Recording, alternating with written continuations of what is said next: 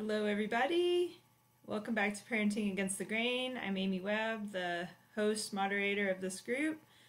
If we have anybody new to the group that's on, welcome. I try to come on about 1 week and just discuss a topic around parenting that we've talked about in the group recently or something that I think would be relevant to most people. I tried to come on last week, but I don't know what happened. I recorded like a 10-minute video and it just disappeared into the internet mystery world and it never showed up, so sorry about that. So we're all at home. It has been days and days. For us, it's been 2 weeks tomorrow, I believe. 3 weeks tomorrow? I don't even know anymore. I lost track of time. I'm sure many of you are in the same situation. The days are long. Our kids are now attempting to homeschool, or I'm attempting to homeschool them, I guess we should say. I have never been a homeschooler. I never really wanted to be a homeschooler. I have, of course, tried to do educational activities at home before they went to school, because I was a stay-at-home mom. So this is all new to me. I have never done this before. Plus, having multiple kids is very hard to balance because they're asking you questions at the same time, which I hadn't really considered before. So I'm sure all of you are in there with me doing the same thing, trying to work if you're working at home and trying to do something educational for the kiddos. It's not easy. Let's just face it right now, it's not easy. So what I had started to say last week, and I'm going to say again since that video didn't show up, 2 quick sort of reflective thoughts first. First off is I would just say give yourself some grace during this time. There is no playbook for this, you guys. I mean, of course there's not. None of us have ever lived through a pandemic before. Most of our grandparents and other, extended family members lived through wars and the Great Depression and things like that. We don't have any of their knowledge to really pull from that much. If they are still around, they're elderly, and there's not resources really for this type of situation. And when it comes to parenting, I actually looked up online trying to find what lessons did our grandparents learn about living through the Depression, living through World War II, and that stuff is not recorded in history, at least as far as I could find. I'm sure it is somewhere, but a quick look online, I couldn't find anything. So all I'm saying is do your best. It's this is not the time to try to make a great change in your parenting style or to turn over a new leaf. We're just all trying to survive, and we're all in this together. We're going to lose our tempers. I've already lost mine several times. So give yourself some grace and try to, do what you can for yourself to help yourself stay in a good mental space. That is the only thing that has helped me really is doing whatever I can do, like exercising, things like that help me stay kind of healthy mentally. So if you can do any of those things, exercise, eating healthily, maybe getting 5 or 10 minutes or an hour away from your kids if you need that, if your partner or spouse can, watch over the kids, whatever helps you feel good mentally, I think is important. The other thing I want to say is, I think we're all worried about how our kids will adapt to the situation and what the long-term consequences might be for them. And I would just say, first off, kids throughout history have gone through many difficult things. And yes, sometimes the consequences always aren't great, but the best thing we have going for us in this situation is that we're with our kids. During past historical situations, wars and things like that, oftentimes parents were separated from their kids. And to me, that's the worst case scenario, right? To be separated from your child during a time of stress and trauma. In this situation, we are with them, and we can be the buffer system for them, and we can be that safe place for them. And so I think that is in this situation, we really have that going for us. So even if we're not the perfect parent in this situation, we're still here, and we can help them through this and help them emotionally cope with this. And the other thing is, we don't know what the unintended consequences of this might be, and they may not all be bad. I was listening to a workshop the other day for writers, and just made me think about this, because this one particular writer who's done really well in her writing career and has, as a professional writer, she was saying how when she was a child, her parents were both teachers, and they got home from school and they were kind of done being around kids, which I can totally understand. If you're teaching seventh and eighth graders or whatever all day, when you get home to your own kids, you might be kind of spent. And so she said, her and her sister were kind of left to their own devices in the afternoons a lot of times because her parents were tired and wanted to go do their own thing, and they would go off and, watch TV or work on something. And so she spent a lot of time just sort of reading and writing and just kind of learning who she was and doing her own thing. And it turned out that was probably the best experience for her in terms of that's what turned her into a successful writer, because she had all this time to work through her own thoughts and to, think about what was really important to her. And she had all this freedom, kind of intellectual freedom, to figure out who she was as a person. And that is what made her a writer. And she's a very successful writer. So I guess that just made me think of the fact that we don't know what the fruits of this situation will be down the road for our kids. Your child might discover some interest or some passion during this time that they never knew that they had. They might decide that they actually do like their brother or sister. Mine are actually most of the time getting along. They might uncover some, skill that they didn't know they had. It could be anything. We don't know. But the unintended consequences of this time in isolation may not all be bad, and we don't know what the consequences are going to be. So I'm trying to keep a positive attitude that something may come of this years later that we have no idea what it is, and it could be something really profound for our kids, and it may not be. Maybe it's just this is something we just have to suffer through, but we don't know what that's going to be yet, so I'm trying to stay positive from that aspect. If you're on my email list, I did do an email yesterday about the 3 myths of quarantine homeschooling, so I'm going to talk about that a little bit today, because I felt like I am not a homeschooler, so I don't have the background in that, but we've only been at this a week, less than a week, but I think there's some differences in this situation of homeschooling and what a typical homeschooler would do that are worth pointing out that might be helpful for all of us, because this is not our usual situation, obviously. So this is what I came up with just based on my own experience. Myth number 1, homeschool during this time has to replicate traditional school. And I think many of us went into this week thinking that we're going to have the tools and resources to basically replicate what they experience at school in our home.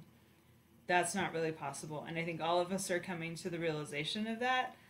And it really shouldn't be that way anyway.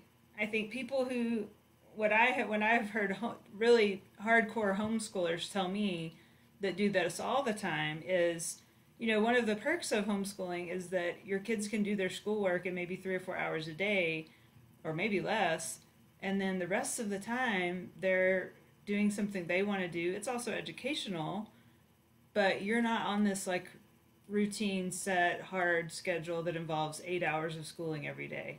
And so a lot of the learning that happens is about life skills and things that the kids are interested in themselves that they take on and do themselves. Or it's things that are more about social emotional learning and character development and things like that. So I would say, even in these first few days, I've given up the notion that my kids are going to be doing schoolwork for 6 or 8 hours a day. It's just not going to happen because they don't have enough material, first of all, but secondly, we're doing other things that are also educational that aren't really part of the curriculum per se, but I think are still beneficial. And so they're learning in the kitchen, they're going outside and playing as much as they can. They are trying to learn some new skills like Spanish that, at least at my age, my kids have not picked that up yet in the regular school curriculum. So they're doing a little bit of side work on that, at least my 10-year-old.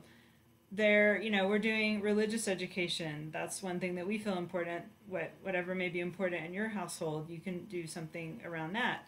So I think the idea is it's not just all about reading, writing, and arithmetic, but it's about what can we help our kids learn during this time that could be beneficial for them for their whole life, and it's not necessarily going to be something they would typically learn in school, and so it doesn't have to look like regular school.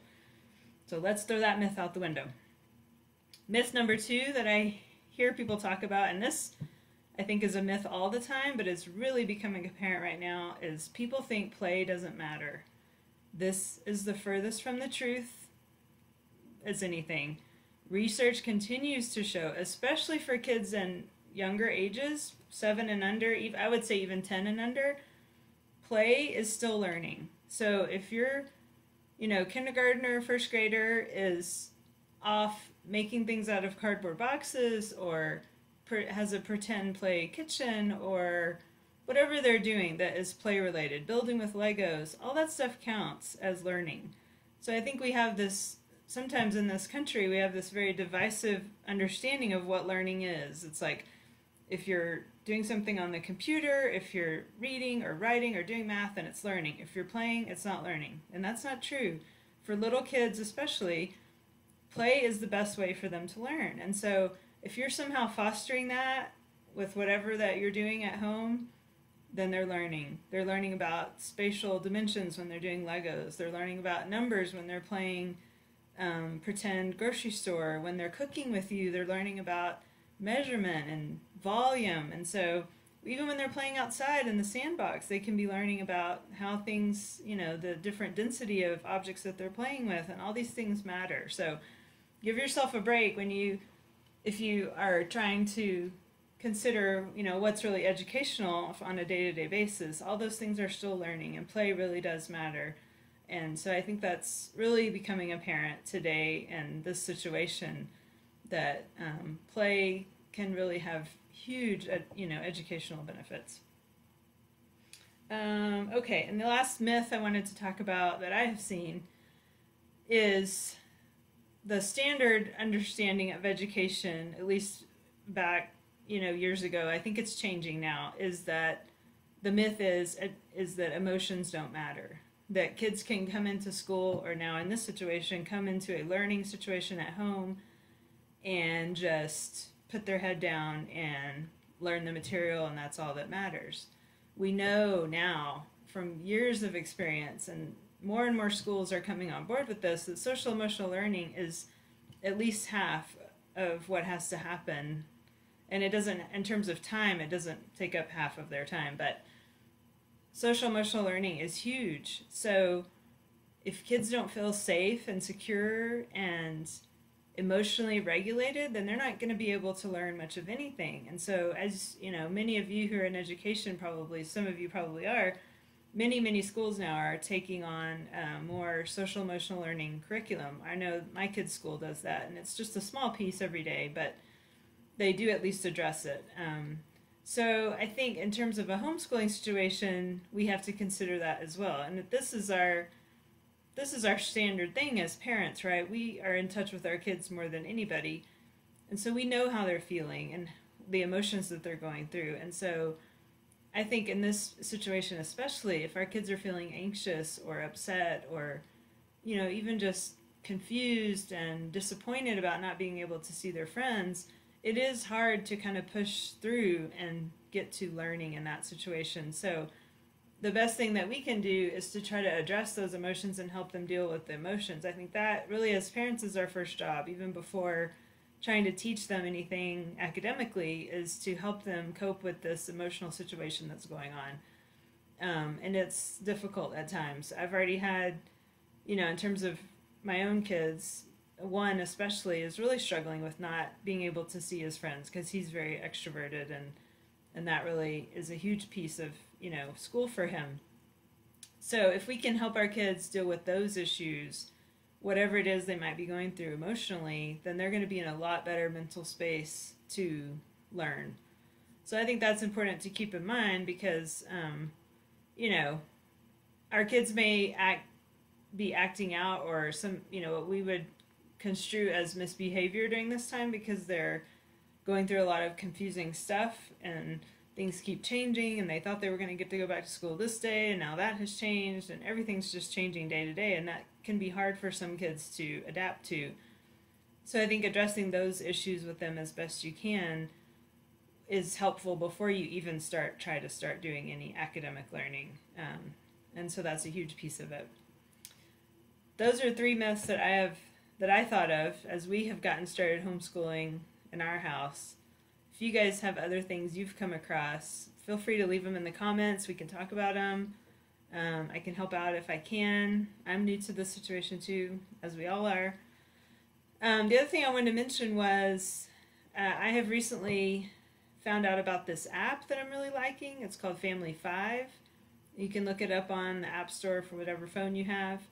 And me, along with a lot of other parenting educators, are contributing to this app. And I have found the information on there to be really high quality, and not just because I'm working with them, but even before that. They have a whole section on the coronavirus crisis and how it affects parenting in different situations that might come up. And so it's right there on your phone. And it's really nice to just be able to read these short little articles and little pieces of information that might be helpful for you. It's also nice because it has activities on there. And I know we're all looking for different things that we can do with our kids while they're at home. And not that we have to pack their day full of, art projects and crafts and this, that, and the other thing. But if you are looking for some simple things to, start conversations or, crafts, activities, different things you can do that are very simple, it's in that app as well. So it's nice because it's all in one place. So I would, if an app is something that you would find helpful in terms of it being right there, easily accessible, you don't have to go look up a website or anything. It's called Family 5. Look that up in the App Store, and I think that you'll find it helpful. I found it helpful. So that's all I had for today. Hope you guys are hanging in there. Most importantly, I hope you're staying healthy, and I hope your family's staying healthy. That's the most important thing during this time. So hang in there, guys, and I will see you next week. Feel free to post or comment, and I will get back with any if anybody has questions. Thanks for watching.